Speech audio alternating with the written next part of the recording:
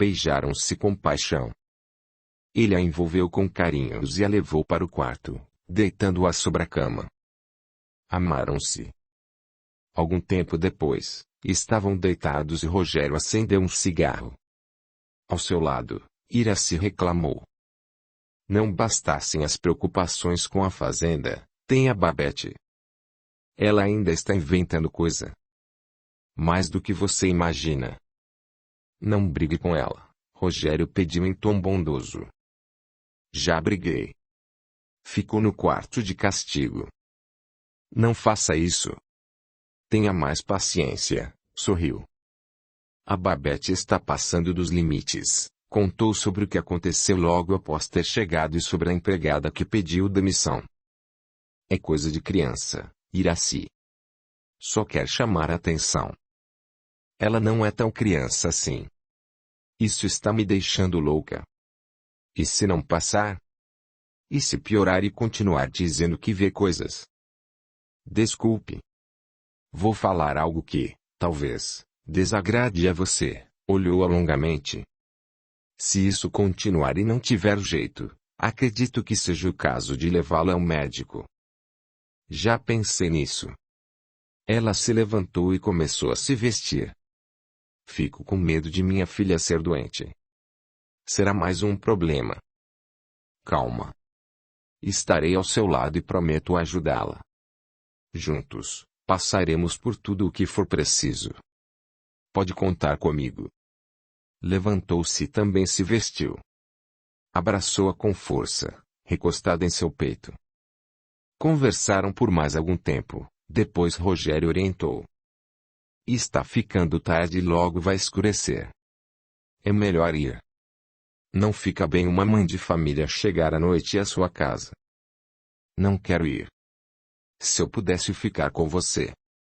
Em breve, meu amor. Em breve. Beijou-a demoradamente. Despediram-se e ela se foi.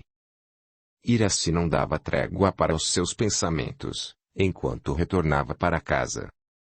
A distância a percorrer entre o sítio de Rogério até a cidade onde ela morava não era muita, mas a estrada de terra esburacada exigia pouca velocidade.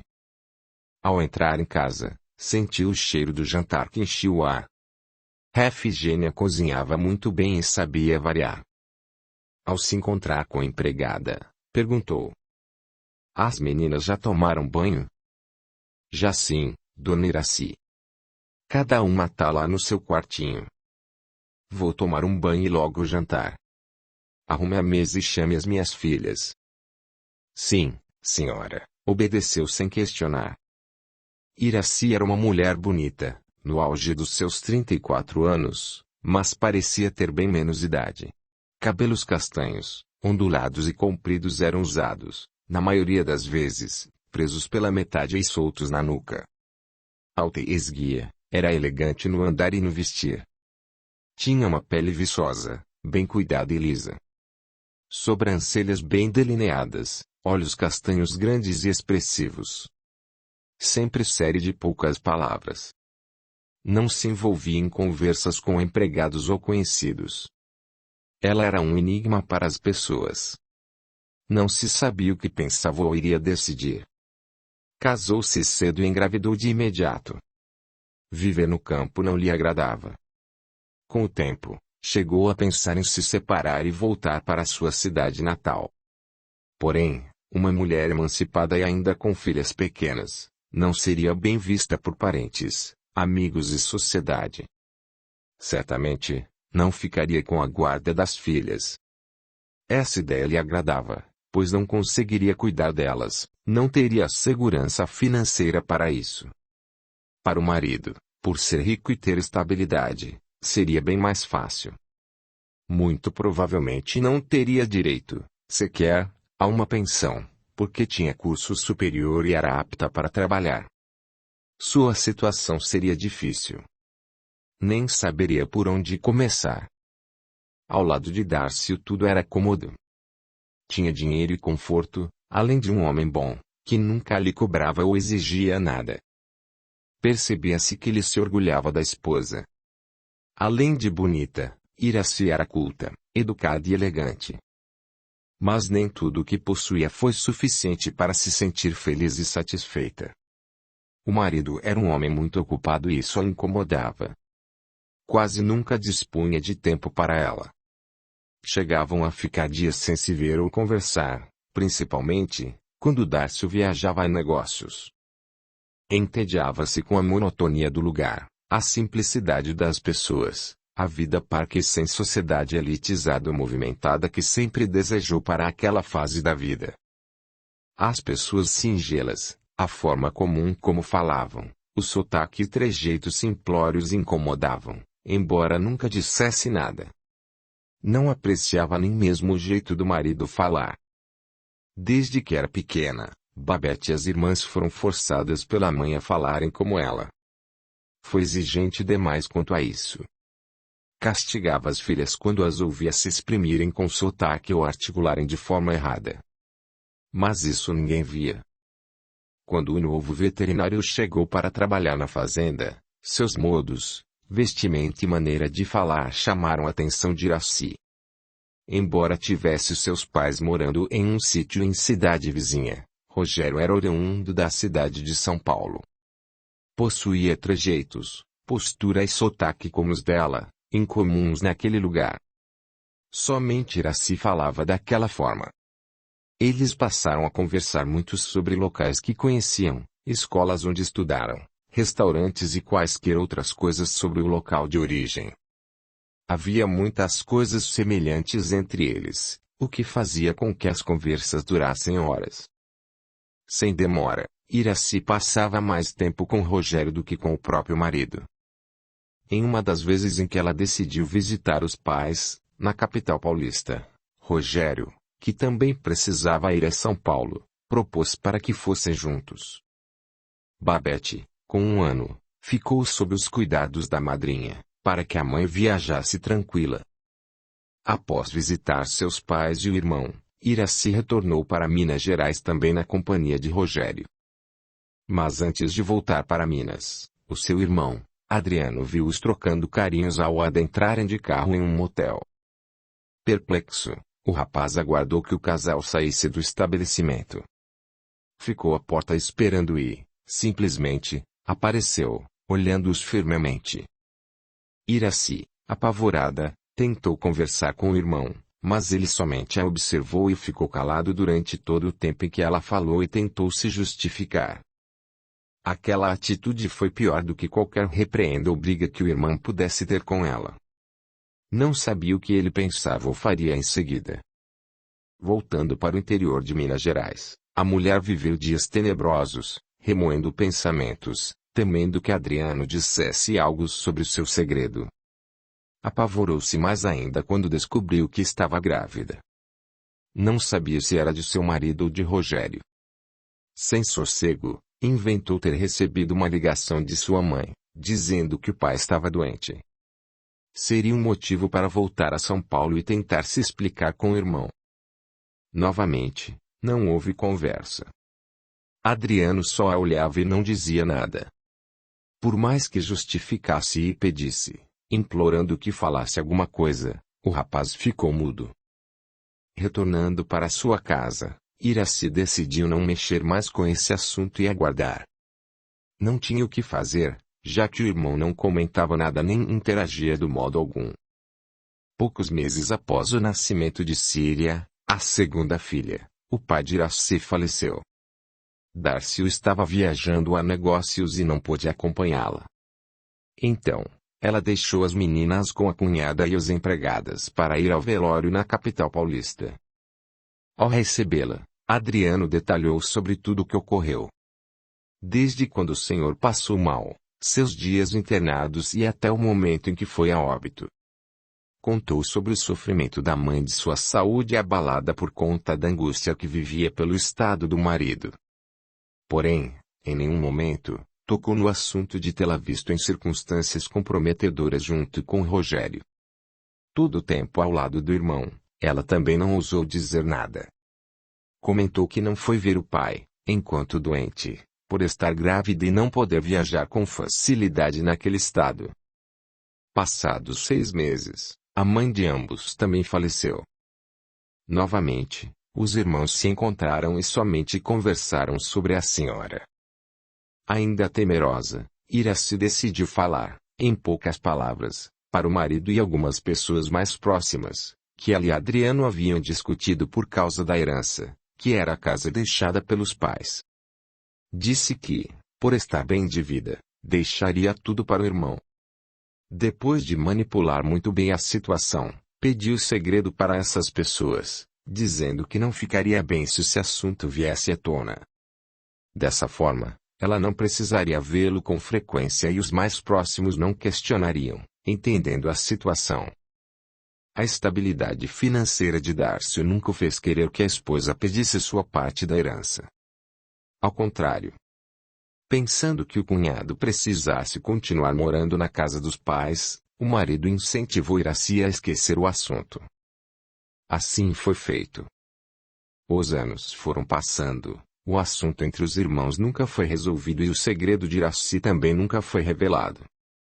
Embora alguns tivessem estranhado o fato de Adriano não comparecer ao velório do cunhado, dando apoio à irmã, acreditaram que o problema sobre a divisão dos bens ainda era pertinente. Mas, não foi o caso. A irmã, simplesmente, não o avisou sobre o falecimento de Darcy. Logo após a morte do marido, Iracy entendeu que precisaria cuidar de tudo para prosseguir com a mesma vida confortável.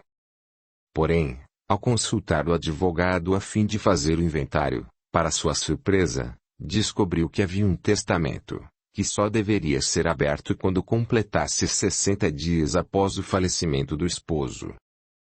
Capítulo 9. O testamento. O dia da leitura do testamento chegou.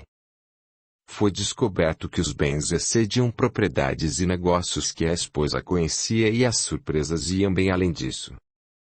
Iracy ficou perplexa e furiosa por não conhecer tantos detalhes sobre o patrimônio do marido e pior sobre o destino que ele deu a cada um. Ao conversar com o advogado, ainda incrédula, insistiu em perguntar. Não há nada que eu possa fazer? Ficou austera, quase arrogante, aguardando a resposta. Não, dona Iracy. O Sr. Darcy tinha plena saúde mental e física quando fez este testamento. Temos exames clínicos que ele mesmo realizou, por conta própria, e deixou para que não houvesse dúvidas.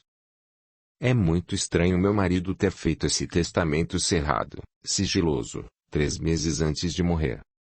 Chego a desconfiar. De quê? O advogado perguntou diante da longa pausa e ficou esperando a resposta. Suicídio. Se assim for, posso contestar o testamento junto a um juiz, pelo fato de que, quem tem planos de suicídio e deixa um testamento antes de cometê-lo, não está em sua perfeita saúde mental. Não é mesmo? Espremi o olhar, demonstrando-se inconformada. Até onde sei, o testamento é o desejo do falecido, independentemente da forma como a morte se deu. Além disso, o Sr. Darcy observou todas as formalidades legais e necessárias para fazer um testamento. Um pouco mais da metade ficou para os herdeiros necessitados. Creio que a senhora vai perder tempo e dinheiro se recorrer. Ainda não saiu o laudo da perícia sobre o acidente em que ele morreu. Se houver um defeito no carro ou se o Darcy. Ela falava sempre com insinuações ou deixando dúvidas. Tudo indica que ele dormiu ao volante. Não houve marcas de freio na pista, tornou o advogado. Exatamente. Ele dormiu ou estava bem consciente do que fazia. Na segunda hipótese, foi suicídio. Diante do silêncio do advogado, Iracy pediu. Dê-me licença, Dr. Osvaldo. Estou bem abalada e nervosa com tudo isso. Conversaremos em outro momento. Sentiu que o homem não estava de acordo com o que ela gostaria de fazer. Ligue-me quando quiser, o homem ainda propôs. Fique certo disso.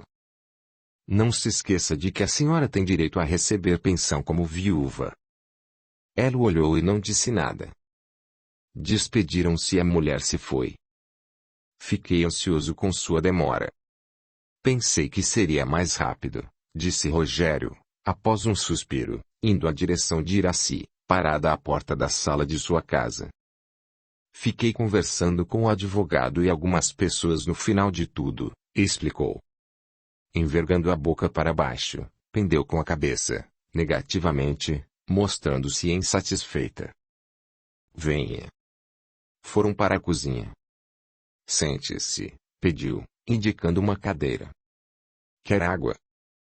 Sim. Por favor. Após providenciar um copo com água, Rogério acomodou-se à sua frente e ficou aguardando ansiosamente. Poucos segundos e Iraci contou. O Darcio deixou um testamento. Desde que soube, sempre perguntei quem, em sã consciência, aos 36 anos, deixa um testamento. Indagou contrariada e não esperou qualquer resposta. Mas, não foi só isso. Os bens do Darcio vão além da fazenda e da indústria de ração animal. Que bom para você e para as meninas, alegrou-se forçosamente, porém sentiu que havia algo errado. Além da fazenda de gado reprodutor, da fazenda de plantação de forragem e da indústria no interior de São Paulo, ele tinha um grande valor em aplicações e investimentos bancários e uma fazenda de café no sul deste estado. Eu desconhecia, totalmente, qualquer outro patrimônio ou bens que o meu marido pudesse ter. Ora, está preocupada por ter de administrar tudo isso? Não fique assim, sorriu. É uma mulher esperta e dará um jeito. Eu te conheço. Não. Não darei jeito algum, olhou-o com semblante decepcionado. Como não dará jeito? Pretende vender?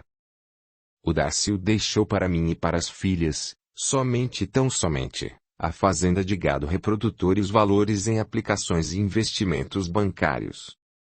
Eu ignorava, totalmente, que a indústria de ração animal tinha um sócio com mais de 70% da sociedade.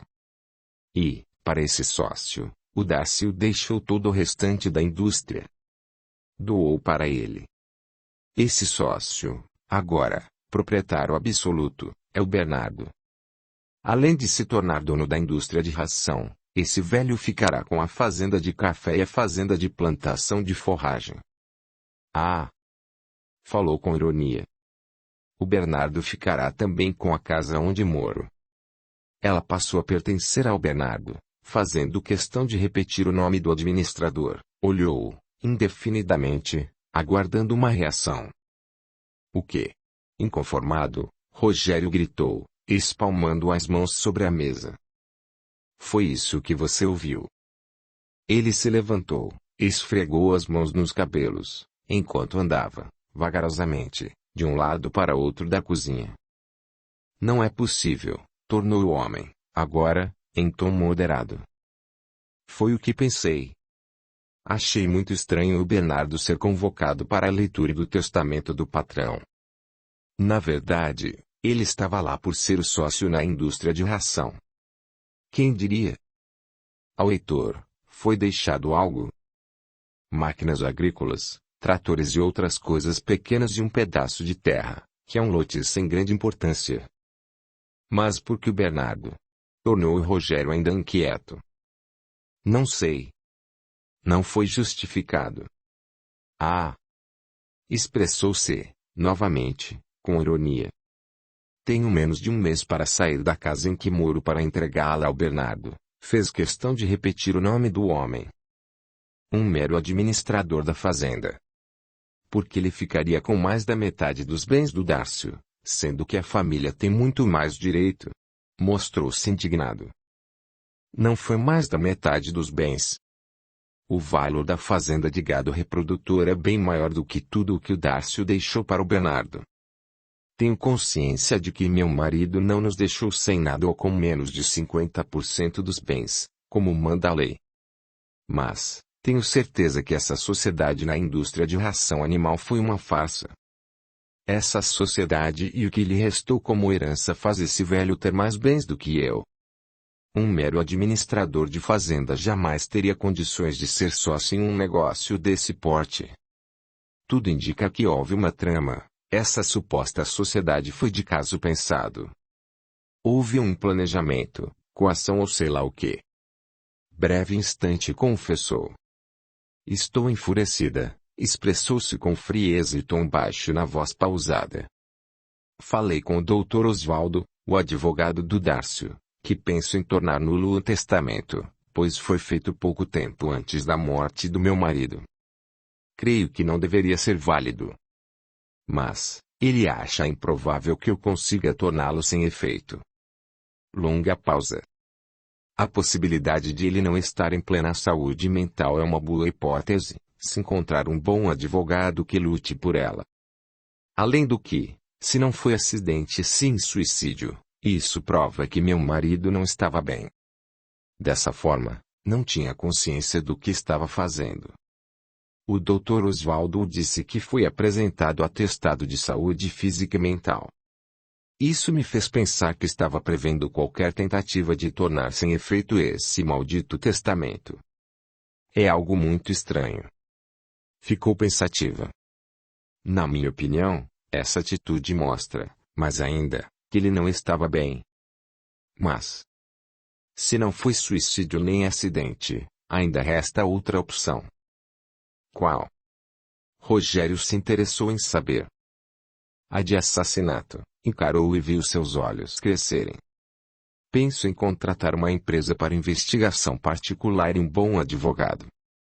Acho que o Dr. Oswaldo não simpatiza muito comigo nem com minhas ideias. Espera. Vamos pensar melhor. Ficou reflexivo e preocupado. Não tenho o que pensar, Rogério, reagiu firme. Por que razão o Dárcio, um homem de 36 anos, bem de vida e com saúde, faria um testamento deixando bens para um velho de uns 60 anos e mero administrador de suas terras? Por quê? Foi coagido a fazer esse maldito testamento. Suicidou-se. Foi assassinado. Por que não pensou em mim e nas filhas? Quero saber se estava suficientemente bem para tomar essa decisão. Preciso revogar esse testamento de qualquer forma e ter de volta o que é meu. Mostrou-se enervado e gananciosa. Rogério se aproximou e abraçou, pedindo em tom ameno. Não fique assim. Calma. Uma coisa me pareceu muito estranha. O Bernardo estava sério o tempo inteiro. Não se manifestou em nenhum momento. Além disso, Darcy deixou um envelope para ele. Como assim? Que envelope? Surpreendeu-se e ficou interessado. Um simples envelope. Não sei o que tinha. O advogado entregou direto para Bernardo. Disse que era pessoal, que não precisaria mostrar a ninguém. O velho abriu parcialmente e olhou dentro. Eu vi várias folhas, mas não tive a menor oportunidade de lê-las. Logo fechou e guardou naquela pasta que sempre está com ele. Sei. O que será que Darcy deixou naqueles papéis? Fiquei intrigada. Isso não importa, Iraci. Vamos nos acalmar. Fiquei indignado por saber que você e suas filhas foram prejudicadas. Achei um absurdo. Eu também, abraçou-o e recostou o rosto em seu peito. Rogério a afagou, mostrando carinho e apoio. Bem que nunca gostei dele. Nunca nos demos bem. Velho maldito, o homem disse. Afastando-se, encarou-a e perguntou. Ele continuará trabalhando ou indo até a fazenda? Lógico que não. Se tiver algo dele, em algum lugar das minhas terras, só terá uma única chance para ir buscar. Breve instante e comentou. Nunca soube ao certo grau de amizade entre o Bernardo e o Dárcio. Hoje, lamento não ter tido mais interesses nos negócios da minha família. Nunca imaginei que isso pudesse acontecer. Em todo caso, você e as meninas ficaram bem, financeiramente falando. Ainda não terminou. Quero esse testamento nulo. Vou pensar seriamente em como abrir uma investigação sobre o acidente. Deixar nas mãos do delegado de uma cidadezinha fajuta como a de onde o acidente ocorreu é Calma, interrompeu-a. Não seja precipitada. Não faça nada sem falar comigo antes. Por quê? Você tem medo de algo? Encarou-o, indefinidamente, tentando entender a razão daquele receio. Tenho. Tenho medo de que, de vítima, você passe a ser suspeita. Suspeita? Riu, duvidando. Como pode ser isso? Se alguém desconfiar de que nós temos um romance há anos, pode acusar um de nós ou nós dois. Pense nisso. Que absurdo. Ela balançou a cabeça, negativamente, reagindo àquela ideia. Um de nós envolvido na morte do Dárcio. Riu. Estávamos juntos quando o acidente aconteceu. Por isso mesmo. É possível alguém nos acusar. Precisamos agir com muita calma. Se uma acusação acontecer, precisaremos de um álibi. Nesse caso, só teremos um ao outro, pois como lembrou, estávamos juntos.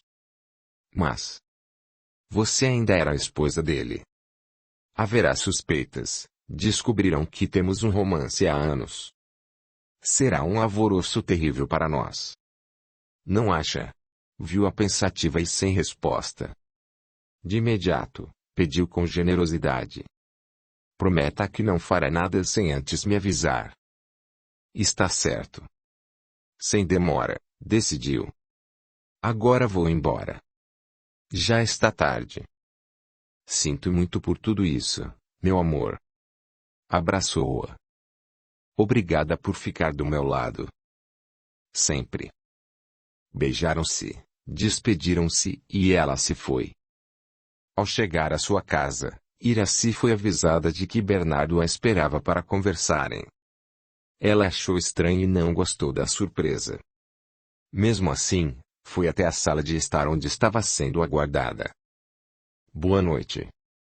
Boa noite, Dona Iracy. Levantou-se e fez um gesto cortês. Pode continuar sentado, ela pediu e procurou uma poltrona para se acomodar. O senhor quer falar comigo sobre... Bem. Sentado, abaixou o olhar e ficou com os cotovelos sobre os joelhos, retorcendo o chapéu entre as mãos, na frente do corpo. Sobre o testamento do Sr. Dárcio. Não precisa sair desta casa não. A senhora e as meninas podem continuar aqui. De maneira nenhuma vou fazer qualquer coisa para incomodar uma de vocês. Achei muito estranho o desejo do meu marido. Você sabia disso? Encarou-o, desconfiada. Dona Iracy, a senhora não vai ser prejudicada. Como não? Reagiu. Meu marido deixa um testamento favorecendo a um mero funcionário, que nem família tem, está idoso e ainda vem me dizer que não serei prejudicada. Vou revogar esse testamento. Pode ter certeza, falava com firmeza, mas sem levantar a voz. Encontrarei um meio de anular esse desejo do Dárcio, provando que ele não estava bem mentalmente. Ele pode ter sido induzido a cometer o acidente ou sofrido algum transtorno mental e ter se suicidado. Ou pior. Pode ter sido morto, assassinado. Quem sabe alguém não o matou, provocando aquele acidente. Não é mesmo, Bernardo? Bem sério, o homem a encarou. Levantou-se e respondeu firme, rodando o chapéu nas mãos. É mesmo, Dona Iracy. É possível encontrar pessoas muito interessadas na morte do Sr. Dárcio. Até mesmo pessoas que parecem acima de qualquer suspeita. Mas, pense. Dificilmente um homem sem família, de 63 anos, bem empregado e sem ambições, iria querer o Fortuna e, para isso, matar o patrão, correndo o risco de ir para a cadeia até o fim da vida. Não sou burro, Dona Iracy. Eu tinha o Sr. Dárcio como um filho. Sempre fiquei feliz pelas conquistas e prosperidade dele. Eu estou estabilizado e trabalhando com o que gosto. Na minha idade, não vou querer encrenca com ninguém. Andou alguns passos e parou. Virou-se e ainda disse. Se a senhora me permite um conselho, investigue muito bem a morte do seu marido. Vá, o quanto antes, falar com o delegado e comente as suas suspeitas. Se precisar da minha ajuda, saiba que pode falar comigo quando quiser. Tenha uma boa noite, Dona Iraci. Com licença. Ficou calada e pensativa, olhando-o sair sem ser acompanhado. O homem conhecia sua casa. Em seus pensamentos, questionou-se. Por que Bernardo disse aquilo? Foi como se ele suspeitasse de alguma coisa ou de alguém. Por outro lado, é estranho um mero administrador de fazenda entrar no testamento de seu patrão. Isso não faz sentido. Ficou nervosa. Nunca imaginou experimentar nada semelhante. Começou a se sentir frágil e sozinha. Não tinha mais ninguém, além de Rogério, com quem pudesse contar. Não tinha com quem se aconselhar ou pedir ajuda. Seu irmão estava fora de cogitação. Sua prima e melhor amiga não poderia fazer nada. Além de estar longe, Otília ignorava qualquer envolvimento seu com o médico veterinário. Teve vontade de contar a ela, mas não coragem. Sentindo-se estremecida, começou a se achar sem forças, muito abalada emocionalmente. Nos dias que se seguiram, Iraci procurou cuidar da mudança. Apesar de não gostar do campo, de forma alguma, decidiu que ela e as filhas iriam para a fazenda até saber o que fazer exatamente da vida. Essa decisão teve muita influência de Rogério, que passou a ajudá-la em tudo.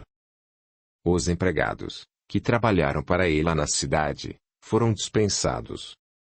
Somente Efigênia aceitou acompanhá-la. Na casa principal da fazenda, algumas coisas precisavam ser arrumadas antes de mudarem, mas não houve tempo. Fazia muitos anos que ninguém a usava como moradia. Por ser de madeira, necessitava de reparos nos telhados, consertos das infiltrações e muitas outras coisas. Isso provocou incômodo, insatisfação e irritação em Iraci. Desde que tinha ido morar na cidade, nem ela ou o marido deram qualquer manutenção ao lugar, que foi usado para diversos fins e serviços na fazenda. Embora fosse a casa principal e bem grande, não tinha mais as acomodações e o conforto de antes e estava longe de ser como a residência na cidade. Não havia estuque, laje ou forração no teto. As telhas velhas estavam à mostra e algumas quebradas, fazendo goteiras em vários cômodos. O assoalho de madeira era muito antigo, gasto pelo tempo e podre em alguns lugares onde havia as goteiras, rangia e parecia querer quebrar a cada passo. As paredes de madeira estavam feias, a caiação, feita havia muito tempo, estava desbotada. Os móveis lascados e quebrados, na maioria. Iraci levou algumas das mobílias que tinha na casa da cidade, mas eram incompatíveis e poucas para o novo ambiente e tudo ficou bem estranho, além de triste. A insônia tomou conta das noites da dona da casa, mais do que de costume. O pouco tempo em que dormia, tinha pesadelos, que não sabia descrever. Não se lembrava. Agnes e Ciri apareceram não se importar. Apesar de ter desejado morar na fazenda, Babette não esperava tantos problemas na casa, além da má acomodação. A filha mais velha ficou infeliz ali, logo na primeira semana. Dona de tudo, Iraci deu a Rogério o poder de tomar conta dos negócios, passando a ele uma procuração total. Mas, isso não lhe trouxe sossego. Ficava cada dia mais nervosa, insatisfeita e irritada. Assim que mudaram, Babette começou a afirmar ver sombras e até mesmo a figura da mesma mulher que via no escritório de seu pai, na casa da cidade. Pare com isso, menina, exigia a mãe. Pare com essas mentiras. Iraci gritava e agredia. Não é mentira. Falou chorando. Eu vi a mesma mulher. Vi também o meu pai. Ele está feio, triste com a senhora. Muito zangado com o que faz. Afirmava a garota. Calha a boca, gritou e deu-lhe vários tapas no rosto, na cabeça, nas costas. Está inventando tudo isso. Diga que é mentira. Não tô. Afirmou chorando. O papai não sai de trás da senhora. Ele diz que se arrepende do que fez, mas que a senhora fez coisa errada também e está bravo, furioso com a senhora. Tem outros espíritos dizendo pra senhora bater em mim e nas minhas irmãs. Eles são feios, horrorosos. Calha a boca, Babette, começou a surrar a filha. Os gritos atraíram a atenção de Efigênia, que correu até o quarto para ver o que estava acontecendo. A empregada entrou entre mãe e filha, tirando a menina das mãos de Iraci que, descontrolada, levou as mãos à cabeça e começou a gritar. Tirando a garota do quarto e levando-a para o outro cômodo, Efigênia voltou, segurou a patroa pelo braço e pediu. Carma. Carma, dona Iraci. Vamos orar para a Mãe Santíssima acalmar a senhora. Iraci caiu num choro compulsivo, abaixando-se até o chão. Ficou agachada, segurando a própria cabeça. Rogério chegou e quis saber o que estava acontecendo. Ele acalmou, enquanto a empregada cuidava de Babette. Depois, sozinha no quarto, a menina parou de chorar e desejou sair dali. Gostaria que houvesse um jeito ou alguém que ajudasse, socorresse, acolhesse. Lembrou-se de Matias. Era um jovem bonito e atencioso. O momento em que se sentou na garupa da bicicleta e o abraçou pela cintura, enquanto ele pedalava, tinha sido muito bom. Sentiu o vento no rosto e sorriu espontaneamente. Seria bom se Matias pudesse ampará-la. Bem que ele poderia chegar ali e levá-la embora, igual aos contos de princesa que lia nos livros. Poderia ser resgatada e protegida para não apanhar mais, não sofrer e ter uma vida decente. Isso seria muito bom. Além disso, Matias acreditava no que ela via, sentia e escutava. Saberia orientá-la. Bem que o jovem poderia estar ali e abraçá-la. Dessa forma, com esses pensamentos, que acalentavam seu coração e a faziam suportar o que vivia, Babette adormeceu. Mais tarde. Não sei o que fazer com a Babette. Esse assunto de que viu espíritos, vultos ou qualquer coisa desse tipo está me deixando insana. Chorou. Acho que já passou da hora de procurarmos um médico psiquiatra, disse Rogério bem sério. Isso é crise de alucinação. Só pode. Encarando-o, Iraci contou. Ela disse ter visto aquela mulher que via no escritório da casa na cidade. Também afirmou ter visto Darcy. Falou que ele está furioso comigo pelo que fiz e vive atrás de mim.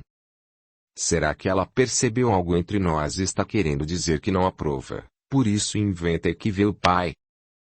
Se não for mentira, é crise de alucinação. Devemos levá-la ao médico. Precisamos descobrir se é doença e tratar para que não piore. Se não for nada, ela será desmascarada e passará a vergonha. Certamente, deixará de mentir. Você acha? Tenho certeza, afirmou em tom calmo.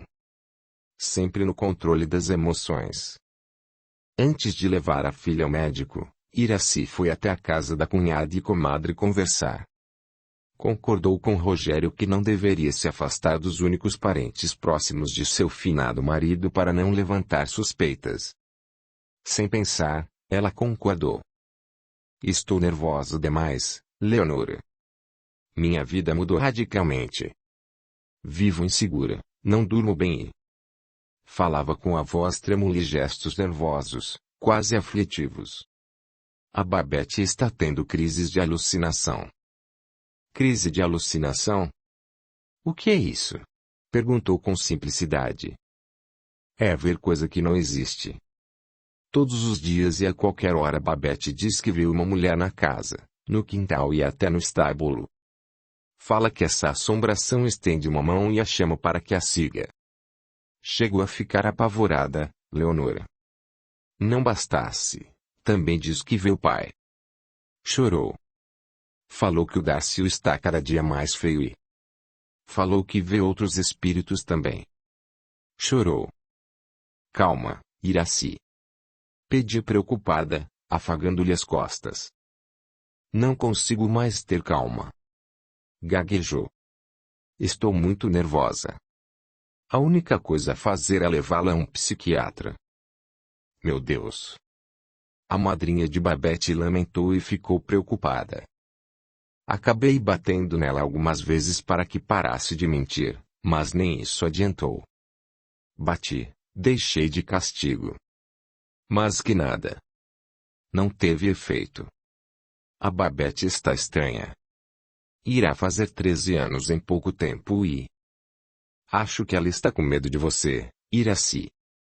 Alguns funcionários estiveram lá em casa arrumando o telhado, então, ela parou e ficou olhando um dos homens. O rapaz perguntou por que de não tirar os olhos dele e a Babette disse.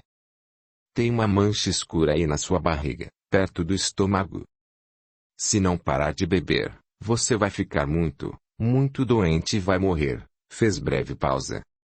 O homem ficou zangado e com razão. Não quis mais ajudar a arrumar o telhado e... Ela quer aparecer, quer chamar a atenção. Só pode ser isso. Que tal deixar a Babette aqui comigo alguns dias? Pode fazer bem. Teve uma mudança muito grande na vida de vocês. O pai morreu, precisaram mudar da casa que gostavam tanto. A Cleide me disse que ela está faltando à escola. Não deixei que fosse, por quê? Não soube explicar. Os dias estão difíceis, Leonora.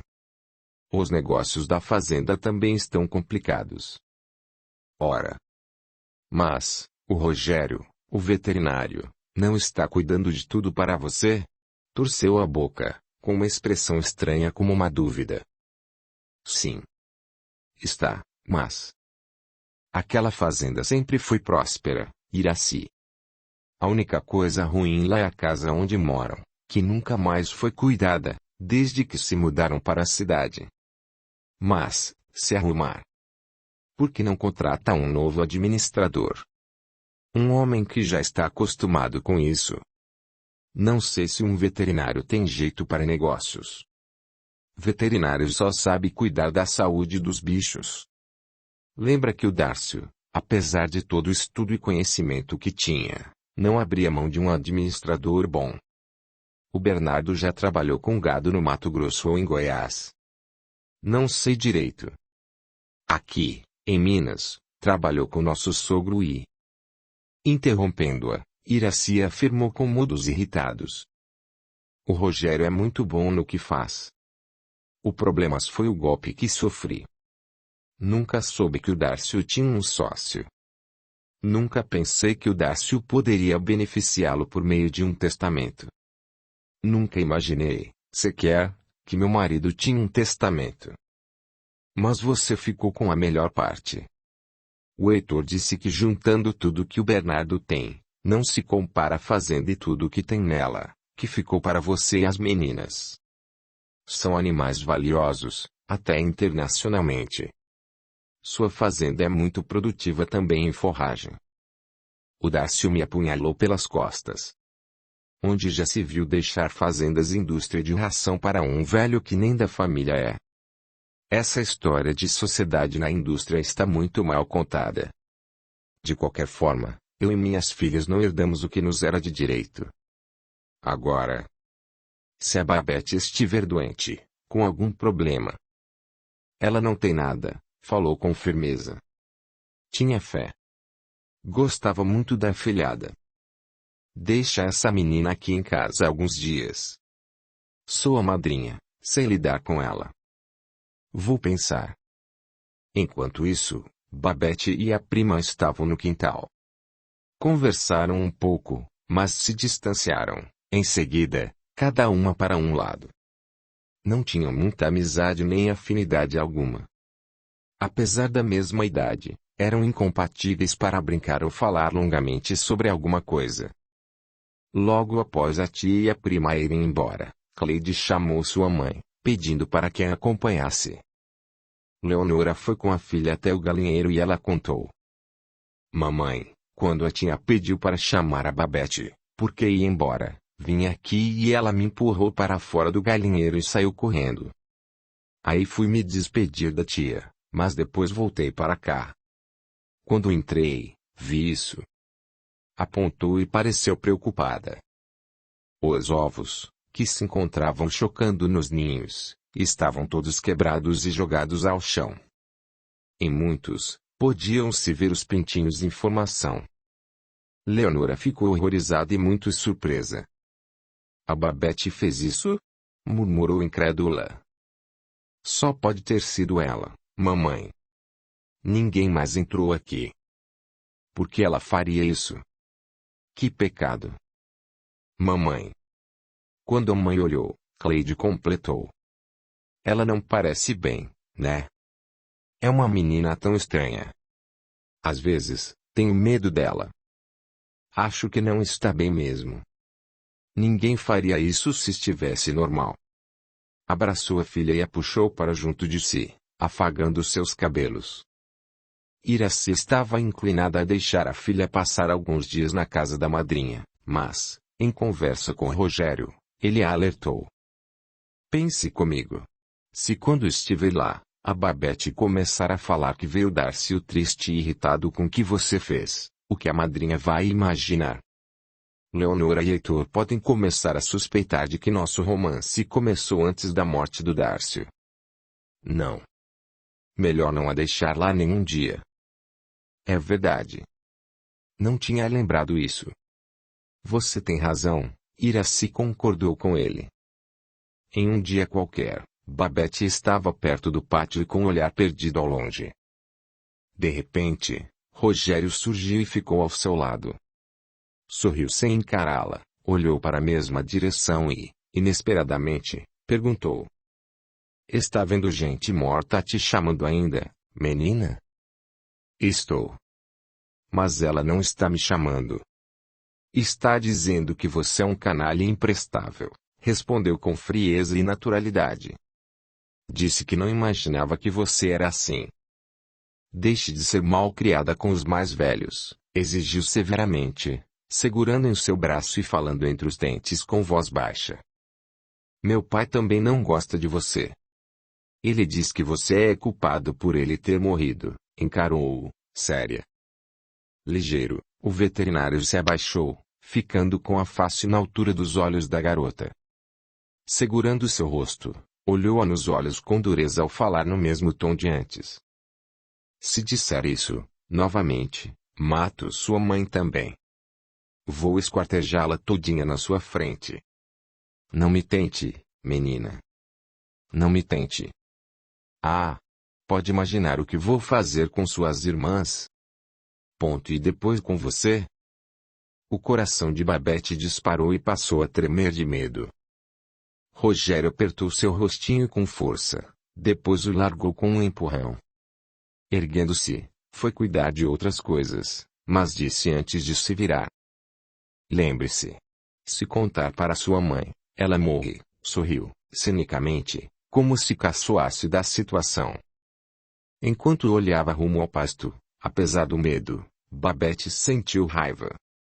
Não sabia o que fazer. Se tivesse a ajuda de alguém, seria diferente. Mas, todos que poderiam socorrê-la estavam longe. Otília saberia orientar sobre o que fazer. Lembrou-se de Matias. Bem que ele poderia estar ali para conversarem. Desejava ouvir sua voz. Quem sabe ter um carinho. Imaginá-lo, ali, confortava seu coração. A dor parecia menor. Recordou-se de quando andou de bicicleta na praia e olhava sentado na areia. Gostou de vê-lo sorrir enquanto acompanhava o que ela fazia. Deu várias voltas em torno dele, pois não queria se afastar. Lembrar isso era muito bom. Capítulo 10.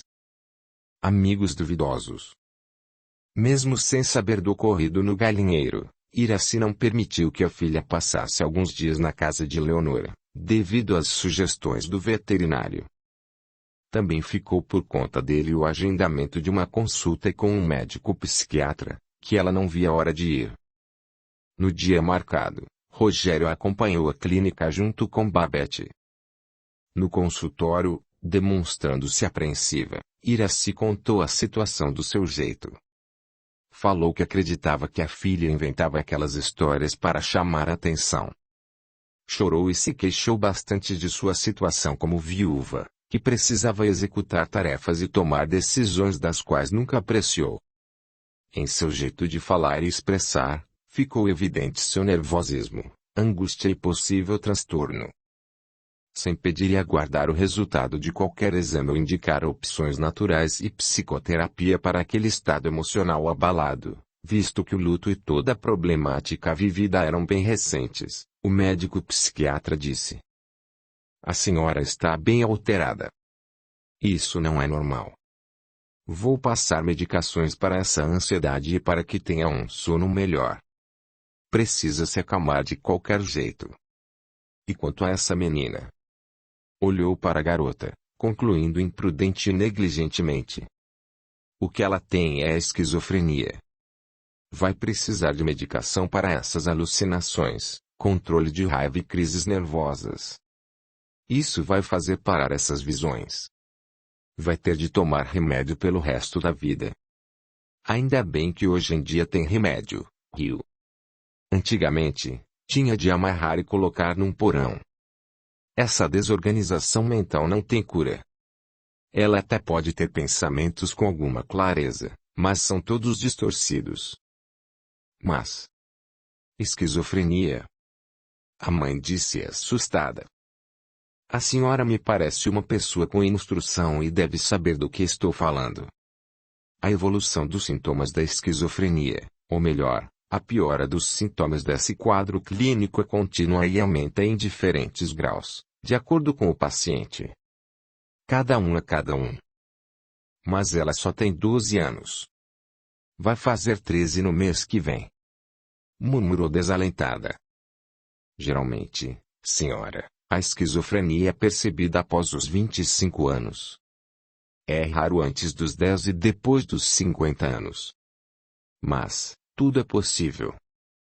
"Tudo", ressaltou enquanto preparava as receitas, prescrevendo as medicações. "A minha avó está dizendo que o senhor está mentindo." Babette se manifestou com simplicidade, encarando-o. O homem parou de escrever, olhou-a, sorriu e perguntou: "É mesmo? Está vendo coisa aqui também?" "Não estou vendo coisa. Vejo minha avó Betty, que está muito triste. Mas não é só ela. A mãe do senhor está decepcionada com o que está fazendo. Sua esposa também. Estão envergonhadas e contrariadas." "Pare com isso, Babette", exigiu a mãe. "É verdade. A mãe e a mulher dele já morreram." "Pergunta se não é verdade. Ele ganhou dinheiro para falar essas coisas pra a gente." A menina tentou defender-se. "Você tem razão, garotinha", tornou o médico enfático, olhando-a de um jeito estranho, desafiador. "Ganho dinheiro nas consultas médicas para dar os diagnósticos, falar com as pessoas sobre seus problemas e receitar remédios para melhorar a qualidade de vida dos pacientes. Estudei muito para isso. Gastei muito tempo e dinheiro com estudos. Além do mais, preciso de dinheiro para pagar o aluguel daqui, pagar o salário da recepcionista, comprar materiais para trabalhar, sustentar minha casa e família. Preciso viver e estar bem para atender bem." Riu e voltou a escrever. "Mas não é só sua mãe que está com vergonha do senhor. Sua esposa também. Ela morreu, não é mesmo? E morreu antes da hora porque o senhor deu remédios fortes para ele e ainda." Babette, a mãe a repreendeu, puxando-a pelo braço, fazendo-a parar. "Deixa. Pode deixar. Estou acostumada." Terminou de fazer as prescrições. Depois, bem sério, disse: "Estas são suas medicações e estas as da menina. Espero que se adaptem aos remédios e que dê tudo certo. Podemos nos ver daqui a um mês." "Doutor, moramos muito longe como deve saber. Podemos voltar com um tempo maior?" Rogério propôs. "Sim. Claro." Sorriu forçadamente. Como já conheço o caso, pode vir só você ou a mãe para me contar como estão indo. Posso compreender que a distância é um problema aí. Entendo. Olhou para Babette que o encarava fixamente. Havia algo muito estranho naquele olhar, que mexeu com ele. Até para irem, a mãe precisou puxá-la para que se virasse. Após saírem, o médico ficou pensativo e preocupado. Sentiu algo ruim em suas emoções. Por sua vez, Babette passou a ter medo do que poderia lhe acontecer. Longe dali. Então, quero fazer um teste vocacional, dizia Matias. Estou vendo a importância de descobrir, agora, na minha idade, o que devo fazer profissionalmente. Afinal, a profissão é algo que vou exercer pelo resto da vida, eu acho, riu. Não somos obrigados a exercer a profissão escolhida para o resto da vida. Mas, é muito importante ter uma profissão que te dê sustento e segurança. Além disso, essa profissão é o que pode e vai te dar base e garantia financeira até que faça e realize seu sonho, caso queira mudar de carreira. Mesmo se não escolher uma profissão que não seja boa emocionalmente, no futuro, poderá mudar de ramo, mas terá de ter suporte para fazer isso. Entende o que estou falando?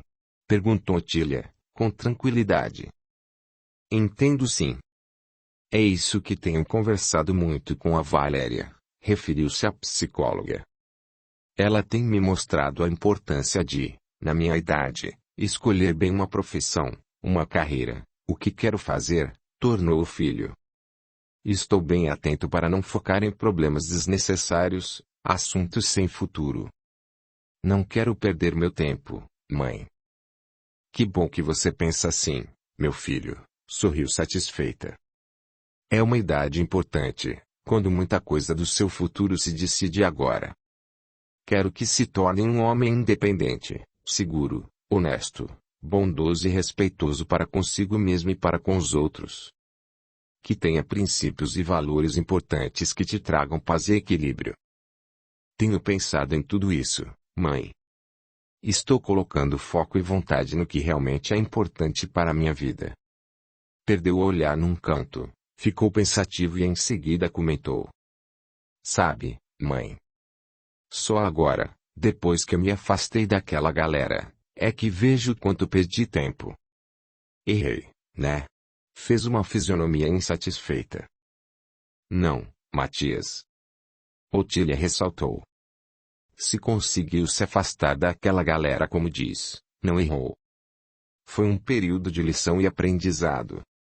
Fico orgulhosa de você, sorriu. Conseguiu entender que não precisa ter comportamentos desequilibrados, rebeldes e agir com raiva. Hoje, é capaz de perceber que as companhias podem nos influenciar e prejudicar muito, sem que saibamos. Só quando nos colocamos fora do grupo, conseguimos observá-lo melhor e decidirmos se ele é bom ou não para nós no momento e no futuro. Lana, que havia entrado e escutou o final da conversa, comentou.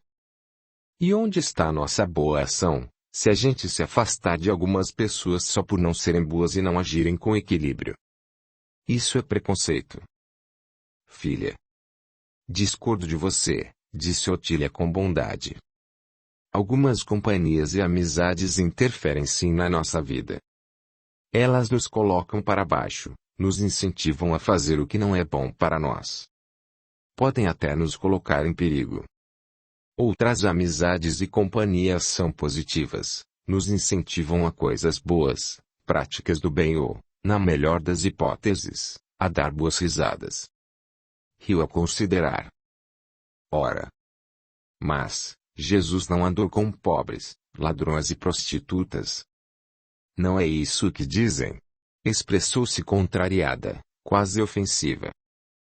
Por isso ele foi para a cruz. Matias disse irônico. Quem levantou a mão e escolheu Jesus em vez de Barrabás foi o povo para quem ele pregava e queria ajudar. Calma. Não é assim. A mãe interferiu com tranquilidade. Jesus tinha uma missão. Tanto que ele mesmo disse que os sãos não precisam de médico, mas sim os doentes.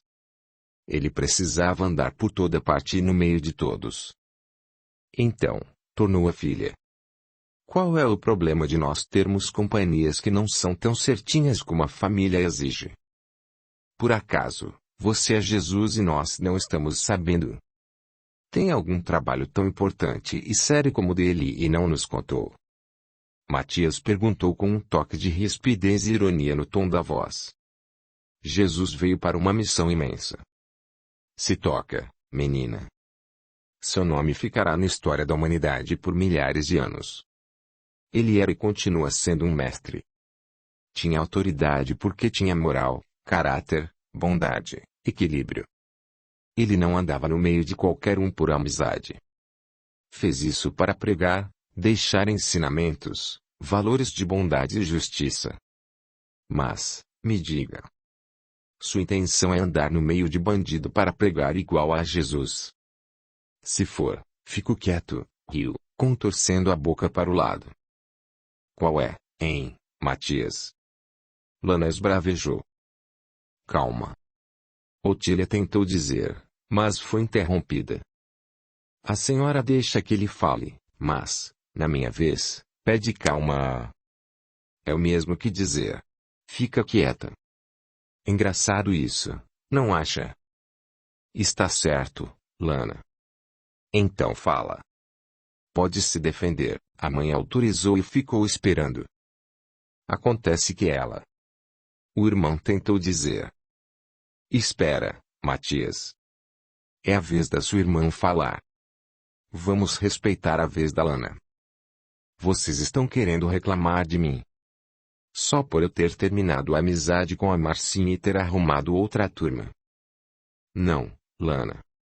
Não é sobre isso que estávamos conversando, a mãe foi firme. Mas, se quer mudar de assunto, vamos lá. Aconteceu que você não nos contou que havia terminado a amizade com a Marcinha. Aliás, mentiu para nós. Disse que estava na casa da menina quando, na verdade, estava se encontrando com essa turminha muito duvidosa na praça da praia. Eu e seu pai não gostamos disso. Proibimos sim, ressaltou. Primeiro, porque mentiu para nós. Disse que estava em um lugar e estava em outro. Segundo, porque não está tendo amizade com gente boa e sim com pessoas que... Como a senhora sabe que não é gente boa? Conhece cada um deles, por acaso? Fale baixo comigo, exigiu firme. Sei que não são pessoas boas pelas histórias que ouço a respeito deles. Mentira. Tudo mentira. Só quem está no meio é que pode dizer alguma coisa. A gente se dá bem. Temos os mesmos gostos e ideais. Quais são eles? Indagou a mãe. O quê? Quais são os ideais dessa turminha? A senhora não vai entender. Sou uma mulher inteligente, Lana. Pode explicar que entendo sim. A senhora só tem ouvidos para o Matias e os problemas dele. Eu deveria ter sido uma filha rebelde também. Aquela que é mal criada, que quebra tudo, que bate nos colegas da escola. Lana, não estou te entendendo. Preciso que me explique, disse a mãe e ficou esperando. Ela não tem explicação, mãe. A Lana só quer justificar que é bom estar em má companhia. Aqueles caras são piores do que a galera com quem eu andava. Ao menos nós zoávamos os outros. Dávamos uns cascudos em alguém. Mas a turminha lá de baixo, da praça da praia, rouba carro, furta pedestre só para arrumar dinheiro para comprar drogas, Matias contou. Até parece. Como pode afirmar isso? Seu noia. Vagal. Andou com eles para afirmar isso tudo? Andar com pessoas que não estão no mesmo processo evolutivo que o seu não vai ajudar seu crescimento, sua idiota. Matias, para, a mãe pediu. Voltando-se para Lana, Otília disse. Filha, seja como for, sabemos que aquele grupo não é boa companhia para você. São jovens com comportamentos duvidosos. Fumam, bebem. É provável que usem drogas e... Alguma vez eu cheguei aqui cheirando a álcool, a cigarro? Por enquanto não, o irmão falou em tom de zombaria. É questão de tempo. Matias, vai pro seu quarto, filho, enérgica, Otília pediu. Isso mesmo. Corre. Obedece à mamãe. Lana gritou com sarcasmo.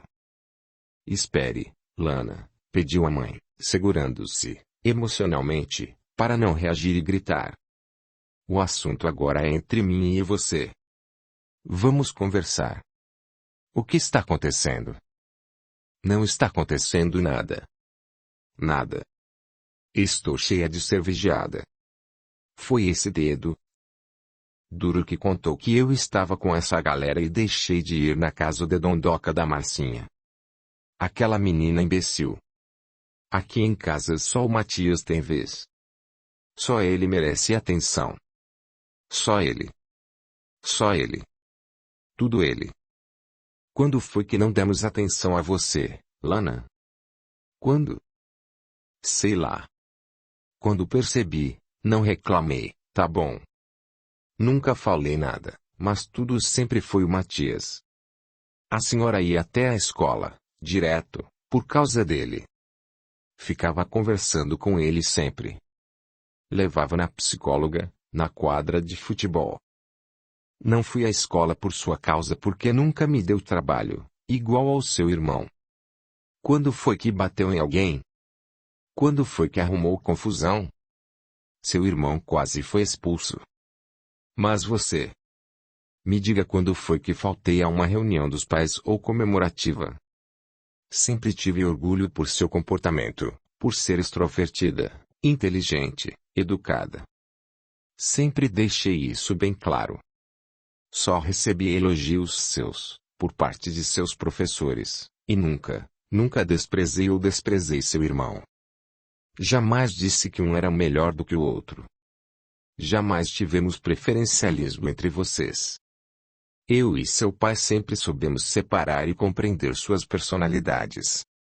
Você teve total liberdade para conversar com a gente e nunca manifestou essa queixa. O que está acontecendo? Por que isso agora? Não houve resposta. Lana estava com o semblante fechado, sisuda e não dizia nada, entortando sempre a boca para se mostrar insatisfeita. Vamos lá, filha. Digo o que te incomoda. Longo silêncio. Será que existe mesmo alguma queixa verdadeira da sua parte? Ou será que esses novos amigos estão colocando ideias na sua cabeça e insinuando que seus pais têm preferência e outras coisas que não existem? A filha continuou quieta. Sabe? Quando pessoas de mau caráter querem te levar para o lado delas, querem tirar vantagens de você de alguma forma, elas falam mal daqueles que te amam e levantam suspeitas incabíveis. Pessoas más, que querem se aproveitar, fazem insinuações sobre aqueles que te ajudam. Elas desejam que fique sozinha, sem apoio, sem conforto para que corram para elas. Amigos duvidosos são assim.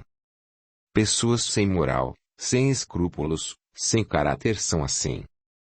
Fazem de tudo para que não veja o quanto é querida, amada, protegida. Elas não querem que prospere. Levantam dúvidas, questionam os sentimentos. Pessoas que estão na lama, na pior situação de suas vidas, geralmente, não gostam de ver as que estão bem. Muitas delas, que querem tirar proveito de você, vão fazer de tudo para que se desequilibre, veja o mal onde não existe, sinta-se incomodada, não seja honesta, não faça o bem nem o que é certo e melhor para você mesma. Elas querem te ver na lama, igual a elas, para depois se acharem cheias de razão. Silêncio. Percebo que você, filha, nem sabe do que reclamar. Se o seu irmão chegou aqui em casa e nos contou que a viu em companhia de um pessoal duvidoso, em companhia de pessoas sem futuro promissor e equilibrado, ele fez o certo. Ele gosta muito de você. Se não te considerasse nem um pouco, o Matias diria: que se dane. Mas não. A partir daí, descobrimos que você mentia. Que não estava na casa da Marcinha como dizia. Sabe-se lá Deus há quanto tempo vem mentindo. Não faz muito tempo que tenho esses novos amigos. Amigos? Tem certeza de que são seus amigos de verdade? Se algo acontecer com você, agora, eles são capazes de te apoiar e ajudar ou socorrer? Se sim, por quanto tempo? Perguntou em tom pausado e voz moderada. Mas, não houve resposta.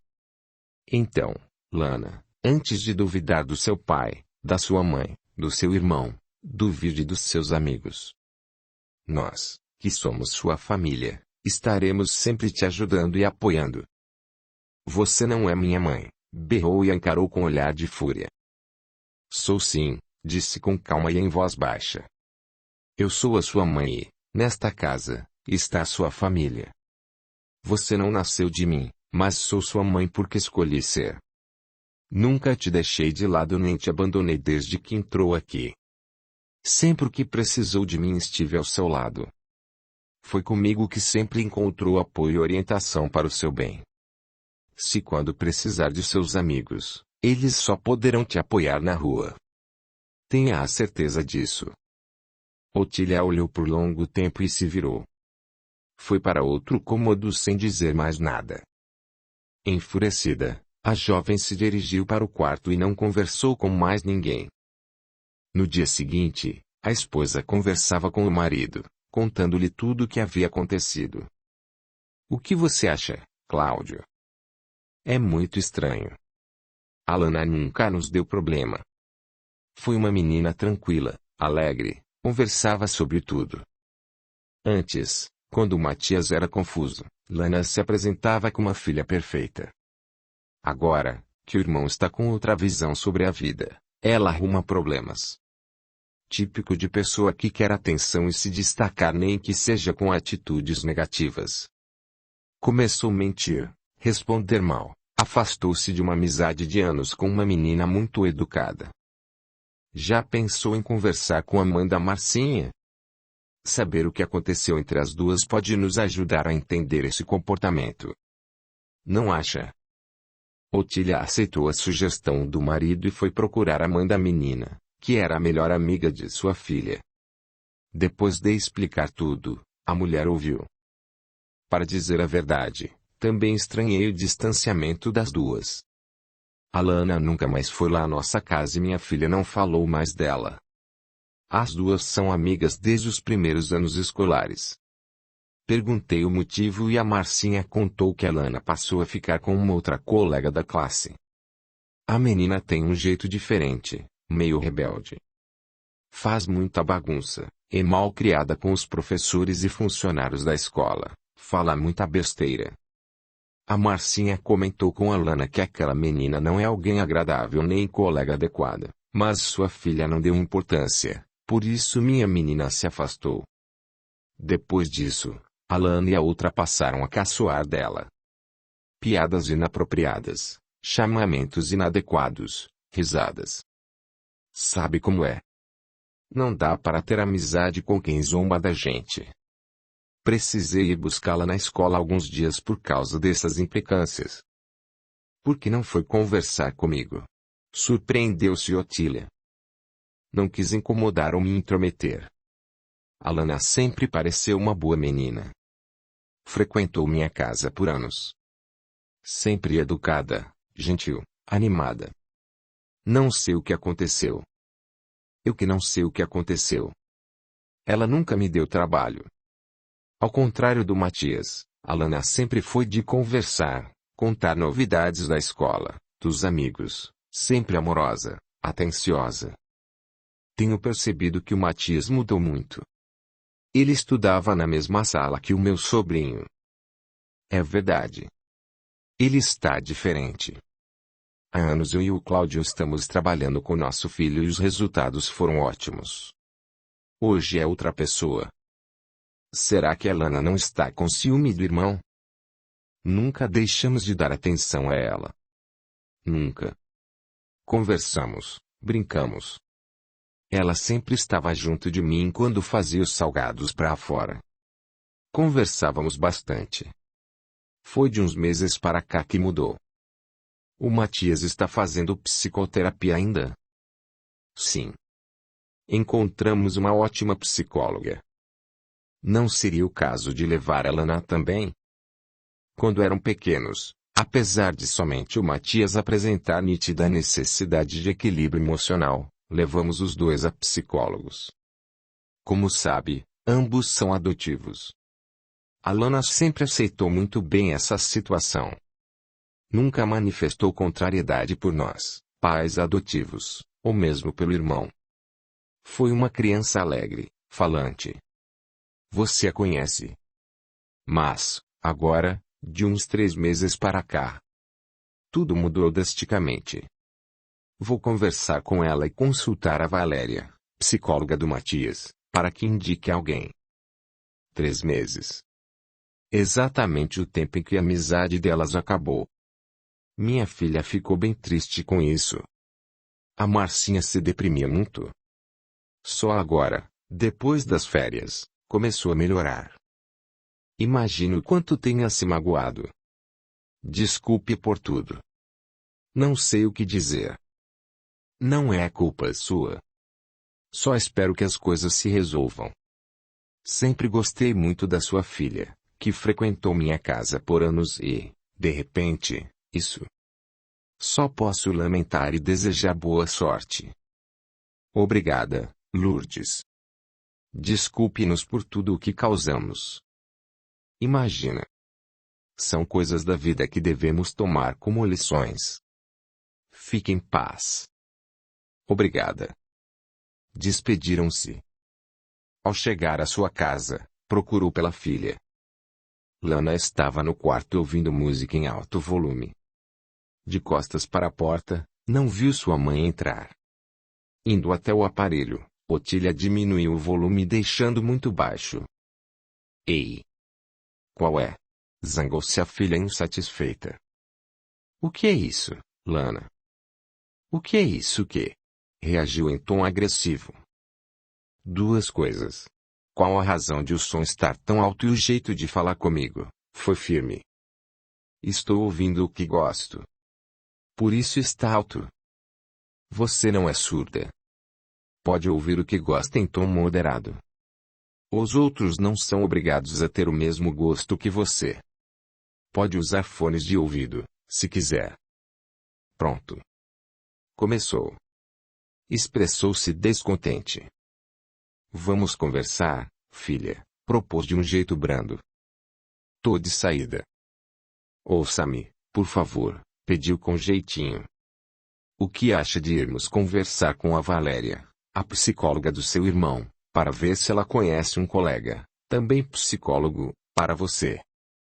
Não tenho tempo para isso. Como não, filha? Estou bem. Não tô a fim de psicólogo nenhum. Quero entender a razão dessa sua mudança de comportamento. Não tem nada para entender. Acho que você tem que aceitar como sou. Simples assim. Você não era assim, Lana. Fui conversar com a Lourdes, mãe da Marcinha aí. Saco. Ela me contou que você se afastou da sua melhor amiga sem motivo. Não aconteceu nada, a não ser a aproximação de uma outra colega. Disse que a menina é um tanto rebelde.